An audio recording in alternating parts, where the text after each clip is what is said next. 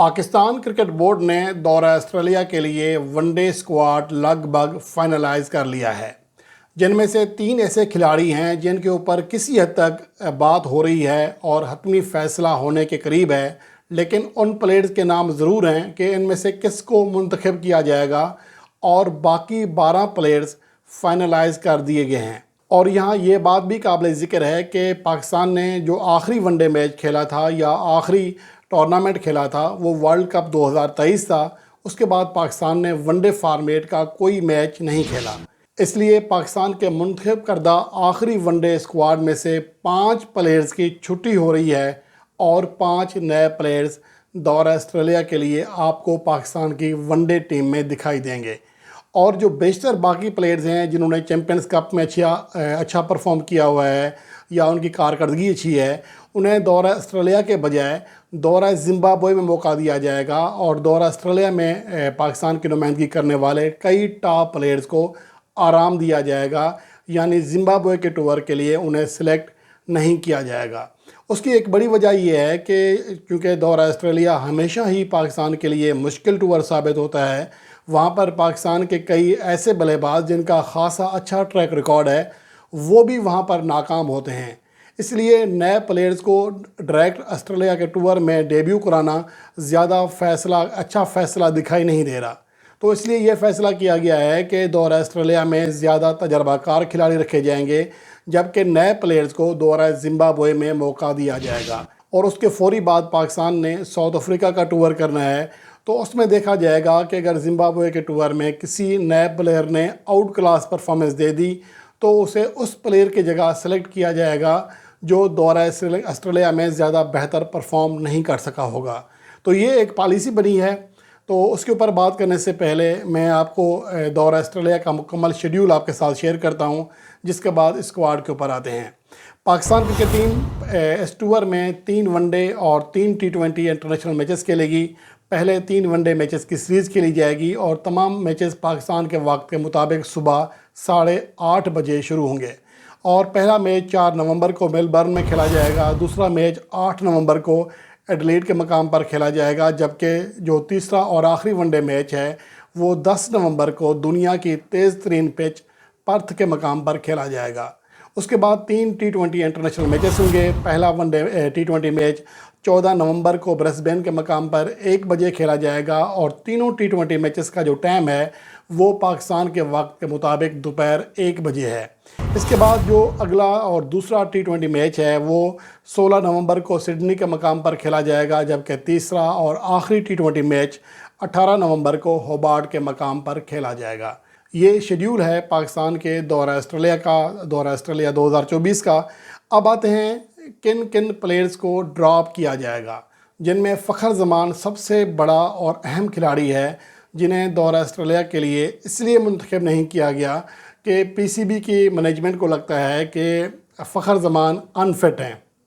وہ فخر زمان جس نے پاکستان میں چیمپئنز کپ کھیلا، لیکن پی سی بی کو لگتا ہے کہ اگر وہ زیادہ کھیلیں گے تو انفٹ ہو جائیں گے۔ عجیب سی منطق ہے کہ ایک player already 5 matches champions cup کے کھیل چکا ہے، اسے کوئی مسئلہ نہیں آیا، ٹھیک ہے۔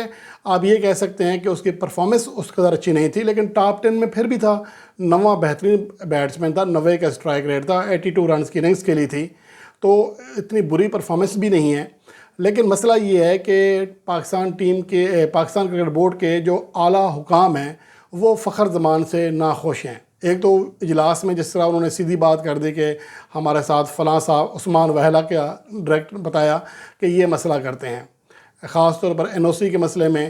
پھر ان کی ایک ٹویٹ تھی جو کہ بابر اعظم کے حق میں تھی، وراٹ کوہلی سے کمپیئر کیا تھا، لیکن اصل مسئلہ یہ ہے کہ فخر زمان نے یہ ٹویٹ اس ٹائم کی تھی جب پاکستان کی ٹیم سے بابر اعظم کو ڈراپ نہیں کیا گیا تھا، لیکن اس کی اس ٹویٹ کو بھی اس تناظر میں لیا جا رہا ہے کہ انہوں نے بابر اعظم کے حق میں آواز اٹھائی ہے، پی سی بی کے خلاف ایک طرح سے بغاوت کی ہے، پی سی بی کے فیصلے پر ایک طرح سے اعتراض کیا ہے۔ تو یہ جو چیزیں ہیں پس پردہ ہو رہی ہیں، تو اس کی وجہ سے فخر زمان بیچارے شریف النفس انسان ہے، سادے انسان ہے، وہ اتنے زیادہ نہیں سوچتے، ان کو جو اچھا لگتا ہے بول دیتے ہیں، تو اس کا شاید اب خمیازہ اس صورت میں انہیں بھگتنا پڑ سکتا ہے کہ انہیں ज़بردستی یا جبری انفٹ قرار دے کر دورہ آسٹریلیا کے لیے منتخب نہ کیا جائے اور نئے اوپنرز کو موقع دیا جائے۔ اگر ان میں سے کسی اوپنر نے اچھی پرفارمنس دے دی تو پھر فخر زمان کا پتہ بھی کسی حد تک صاف کرنے کی کوشش کی جائے گی۔ کم از کم دورہ زمبابوے میں بھی انہیں پھر بہر رکھا جائے گا، چاہے وہ کتنے ہی فٹنس ٹیسٹ پاس کر لیں۔ تو یہ فخر زمان کے حوالے سے اپڈیٹ ہے، لیکن اس میں دیکھنا یہ ہے کہ سلیکشن کمیٹی کیا کردار ادا کرتی ہے۔ سلیکشن کمیٹی میں اس ٹائم عاقب جاوید سب سے مضبوط سلیکٹر ہیں، ایک طرح سے چیف سلیکٹر ہیں، اور ان کا جو ریلیشن ہے فخر زمان سے بہت کلوز ہے۔ 8 سال تک لاہور قلندر کے لیے فخر زمان کھیلے ہیں، تو اس کے ڈائریکٹر ان کے سب کچھ کرتا دھرتا عاقب جاوید ہی تھے۔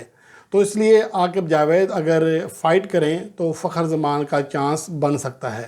اس لیے میں فخر زمان کے اوپر پکا نہیں کہہ رہا، لیکن جو فیصلہ آیا ہے وہ یہ کہ فخر زمان کو آرام دیا جائے۔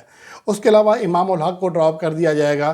پہلے ایک نگاہ ڈال لیتے ہیں پاکستان کے ورلڈ کپ کے اسکواڈ پر، جس کے اوپر آپ کو آئیڈیا ہو سکے گا۔ ورلڈ کپ 2023 کے اسکواڈ میں پاکستان کے کیپٹن بابر اعظم تھے، وائس کیپٹن شاداب خان تھے، پھر فخر زمان، امام الحق، عبداللہ شفیق، محمد رضوان، سعود شکیل، افتخار احمد، سلمان علی آغا، محمد نواز، اسامہ میر، حارث روف، حسن علی، شاہین افریدی اور محمد وسیم جونیئر، جبکہ ٹریولنگ ریزرو میں محمد حارث، ابرار احمد اور زمان خان شامل تھے۔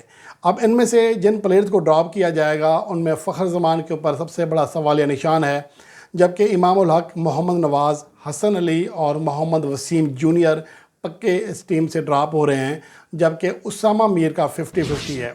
اس کی تفصیل میں آگے چل کے بتاؤں گا۔ اس کے علاوہ جو ہے کہ اب بیک اپ میں جو پلیئرز آ رہے ہیں ان میں سب سے بڑا نام سیم ایوب کا ہے، کیونکہ ورلڈ کپ 2023 کے بعد پاکستان نے کوئی ون ڈے میچ نہیں کھیلا، اس لیے سیم ایوب ابھی تک ون ڈے ڈیبیو نہیں کر سکے ہیں، جبکہ وہ پاکستان کے لیے T20 بھی کھیل رہے ہیں، ٹیسٹ اوپننگ بیٹسمین بھی بنا دیے گئے ہیں۔ تو اس لیے اس بات کا قوی امکان ہے کہ انہیں دورہ آسٹریلیا میں ٹیسٹ ڈیبیو بھی کرا دیا جائے گا۔ اس کے علاوہ عثمان خان اور کامران غلام کے نام پر خاصی بحث ہو رہی ہے۔ مسئلہ یہ ہے کہ بہت سارے سلیکٹرز فوری طور پر کامران غلام کو پاکستان کی ون ڈے ٹیم میں شامل کرنا چاہ رہے ہیں، جبکہ سلیکٹرز میں یہ رائے پائی جاتی ہے کہ کامران غلام کا ڈیبیو دورہ آسٹریلیا کے بجائے زمبابوے میں کرایا جائے۔ میرے خیال میں یہ صحیح فیصلہ بھی لگتا ہے۔ اور اس کے بعد جو اگلے کھلاڑی ہیں وہ عثمان خان ہیں، جو حالیہ چیمپئنز کپ کے ٹاپ اسکورر تھے اور بہترین پرفارمنس دی تھی، 128 کے اسٹرائک ریٹ سے بیٹنگ کی تھی۔ انہیں بھی پاکستان کی ون ڈے ٹیم میں شامل کیے جانے کا قوی امکان ہے، لیکن سیم مسئلہ کامران غلام والا ہے کہ یہ فیصلہ کیا جائے گا۔ البتہ انہیں عثمان خان کو پاکستان کے T20 اسکواڈ میں لازمی رکھا جائے گا۔ ون ڈے اسکواڈ کے حوالے سے 50-50 ہے، کیونکہ سلیکٹرز چاہ رہے ہیں انہیں بھی دورہ زمبابوے سے ڈیبیو کرایا جائے۔ جبکہ کامران غلام چیمپئنز کپ 2024 کے واحد بیٹر تھے جو کہ 2 سنچریاں بنانے میں کامیاب رہے اور دوسرے ٹاپ اسکورر تھے۔ تو اس لیے ان دونوں پلیئرز کی پاکستان کی ون ڈے ٹیم میں شمولیت یقینی ہے۔ البتہ یہ فیصلہ کرنا ہے کہ دورہ آسٹریلیا میں یا پھر دورہ زمبابوے میں انہیں موقع ملے گا۔ اس کے بعد محمد حسنین جو کہ ٹاپ وکٹ ٹیکر تھے چیمپئنز کپ کے اور مختلف روپ میں دکھائی دیے، بہت اچھی لائن اور لینتھ کے ساتھ بولنگ کرا رہے تھے، پہلے سے بالکل مختلف اور ابھرے ہوئے ایک باصلاحیت اور منجھے ہوئے بولر دکھائی دیے، تو اس لیے ان کی شمولیت یقینی ہے۔ جبکہ عامر جمال جنہوں نے گزشتہ دورہ آسٹریلیا میں ٹیسٹ سیریز میں 18 وکٹیں حاصل کی تھیں، وہاں کی پچز پر کامیاب رہے تھے، انہیں بھی پاکستان کی ون ڈے ٹیم میں شامل کیا جائے گا۔ جبکہ وکٹ کیپر حسیب اللہ خان کا نام بھی پاکستان کی ون ڈے ٹیم میں آ رہا ہے۔ تو اب جو اسکواڈ بنے گا اس میں محمد رضوان ممکنہ طور پر نئے کیپٹن ہوں گے۔ دیگر پلیئرز میں سیم ایوب، بابر اعظم، عبداللہ شفیق یا فخر زمان میں سے ایک کھیلے گا۔ اگر فخر زمان کو کھلایا گیا تو عبداللہ شفیق ڈراپ ہوں گے، اگر انہیں سو کارڈ آرام دیا گیا تو پھر عبداللہ شفیق پاکستان کے ون ڈے ٹیم کا حصہ ہوں گے۔ اس کے بعد عثمان خان، کامران غلام جس کے بارے میں بتایا کہ 50-50 ہے ان کا، سعود شکیل، افتخار احمد، سلمان آغا یہ برقرار رہیں گے۔ عامر جمال، محمد حسنین کی واپسی ہوگی، شاہین افریدی اور وہ کھیلیں گے، نسیم شاہ کی واپسی ہوگی پاکستان کی ون ڈے ٹیم میں، کیونکہ انفٹ ہونے کی وجہ سے وہ ورلڈ کپ 2023 نہیں کھیل سکے تھے۔ شاداب خان یا اسامہ میر میں سے کسی ایک کو منتخب کیا جائے گا۔ شاداب خان نے بہت اچھی کیپٹنسی کی، اس کے ساتھ ساتھ اچھی بولنگ اور بیٹنگ کارکردگی دکھائی، چیمپئنز کپ میں لنکا پریمیئر لیگ کے ٹاپ وکٹ ٹیکر تھے، تو اس لیے شاداب خان کے حق میں بھی اب اندر سے آوازیں اٹھنا شروع ہوئی ہیں۔ اس کے بعد جو آخری کھلاڑی ہیں 15ویں، وہ وکٹ کیپر حسیب اللہ خان ہیں۔ تو یہ پاکستان کا وہ اسکواڈ ہے جس کے اوپر نام فائنلائز کر لیے گئے ہیں، یا آخری بات جو مرحل میں ہے کہ اس میں سے کس کس پلیئر کو منتخب کرنا ہے، تو اس کا اعلان اسی ہفتے یعنی کہ کل سے شروع ہونے والے نئے ہفتے کے دوران کر دیا جائے گا۔ اس کے بعد پاکستان ٹیم دورہ آسٹریلیا کے لیے رخت سفر باندھے گی۔